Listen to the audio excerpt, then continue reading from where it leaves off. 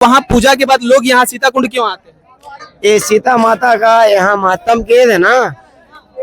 राजा दशरथ को श्राप लगा हुआ था, उनका राजा दशरथ को श्राप लगा हुआ था, तो सीता माई को बैठा के राम और लक्ष्मण बाजार गए सामान लाने के लिए। और जब जा रहे थे, राम भगवान जा रहे थे कि हम भगवान है तो मेरा पिताजी का श्राप लगा हुआ है, तो मेरा पत्नी ही मुक्ति दान कर सकता है।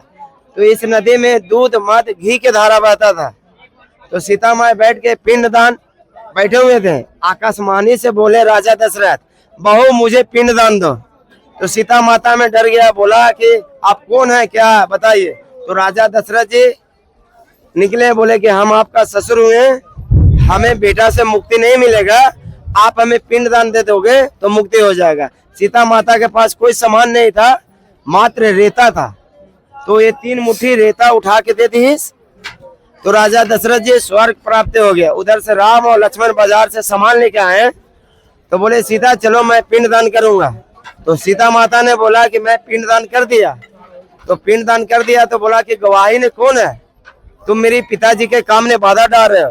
तो गवाही ने एक ब्राह्मण थे, गौ था, तुलसी था, बट वृक्ष था और फल्गु नदी था। ये चारों आदमी ने अपना अपना स्वार्थ में झूठा बोल दिया। फल्गु महारानी देखे कि हमारे पास तो 3 प्रकार के धारा बहते हैं, दूध मध घी के धारा। अगर राम भगवान बैठ के मेरे ऊपर पिंड दान करते हैं तो मेरा महत्व और बढ़ेगा। इसलिए सीता माई के सामने वो झूठ बोल दी, अपना महत्व बढ़ाने के लिए। हाँ, अपना महत्व बढ़ाने के लिए। सीता माई क्रोध में आ गए, उन्हीं को श्राप दे दिए कि आज से तुम गुप्त गंगा कहलाओगे। ये लब्बल डैम बन गया, ये चलते पानी रुका हुआ। अगर लब्बल डैम नहीं रहेगा तो ये सूखा रहेगा। दूसरा पूछा गया तुलसी से, तो तुलसी महारानी ने देखा कि अगर राम भगवान मेरे को स्वयं लाता है तो हमारा भी महत्व बढ़ेगा। तुलसी महारानी ने भी झूठ बोल दिया। तो तुलसी को भी सीता माई ने क्रोध आके श्राप दे दिया कि तुम कली जहाँ पे गंदा रहोगे वहाँ पे हरी भरी रहोगे, और बाकी तुमको बढ़िया जगह में लगाओगे, घर में आंगन में, तो तुम सूखी पड़ जाओगे। तीसरा गौ से पूछा गया, तो गौ ने बोला कि भगवान खोवा लाए हैं, मिष्टा लाए हैं, बादाम लाए हैं, पिंड दान करेंगे तो मुझे भोजन देगा, तो मेरे पेट भरेगा। तो गौ महारानी ने भी मुड़ी ढूंढ दिए कि हमने पिंड दान करते हुए सीता को नहीं देखा।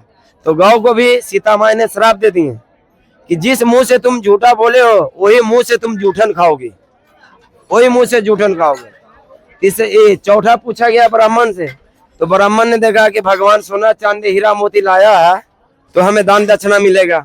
सीता माई ने तो कुछ दिया नहीं, तो ब्राह्मण ने भी झूठा बोल दिया। तो ब्राह्मण को भी श्राप दे दिया कि आपको जितना भी मिलेगा कभी आपको पेट नहीं भराएगा, दरिद्र ही बने रहोगे। 5वां में था बट वृक्ष। बट वृक्ष ने बोला कि मैंने सीता माता को पिंड दान करते हुए देखा। तो सीता माता ने आशीर्वाद दिया बट वृक्ष के कि आपके पास जो भी जाएगा पिंड दान करने का, वो खोवा का पिंड दान करेगा।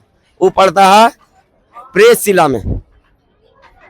अच्छा, मतलब जो गवाह थे उन्होंने झूठ बोल दिया तो उनको श्राप दे दी सीता माँ, और एक वट वृक्ष ने सच बात बताई तो उनको वरदान दी कि आपको आपके पास जो भी पिंड करे जाएगा खोवा का पिंड करेगा। अच्छा, तो वहाँ खोवा का पिंड होता है वट वृक्ष के पास। हाँ, वट वृक्ष के पास। और ये सीता कुंड में भी है क्या वैसा कोई वृक्ष? यहाँ पर ब्रिज है तो ब्रिज का महत्व नहीं है भैया, जो सच बोला था उसका महत्व। और ये सीता कुंड का क्या है? सीता कुंड में है कि भगवान को श्रापित था, तो भगवान राम और लक्ष्मण निकल गए बाजार सीता जी को बैठा के कि हम इन्हें चल जाएंगे तो मेरा पिताजी के पिंडदान दे देगा। तो इसीलिए सीता माई ने बालू का पिंड दिया था। अच्छा। तो उनके पिताजी को स्वर्ग प्राप्ति होता। अगर सीता माई ने बालू का पिंड नहीं करता तो कभी मुक्ति नहीं मिलता राजा दशरथ को। अब आप लोगों को कहीं ना कहीं कुछ समझ में आया होगा कि पिंड दान के दौरान लोग इतनी जगह क्यों जाते हैं और क्या प्रक्रिया है पूजा की। खास हम लोग खैर अभी हम लोगों की जो अगली वीडियो आएगी उसमें हम लोग पंडित जी से भी बात करेंगे और पूरे प्रक्रिया के बारे में, रिचुअल्स के बारे में जानने की कोशिश करेंगे। पिंडदान का सही महत्व क्या है, कब से शुरू हुआ, क्यों किया जाता है, और इसको करने का जो पूजा का विधि विधान है उसका सही तरीका क्या है।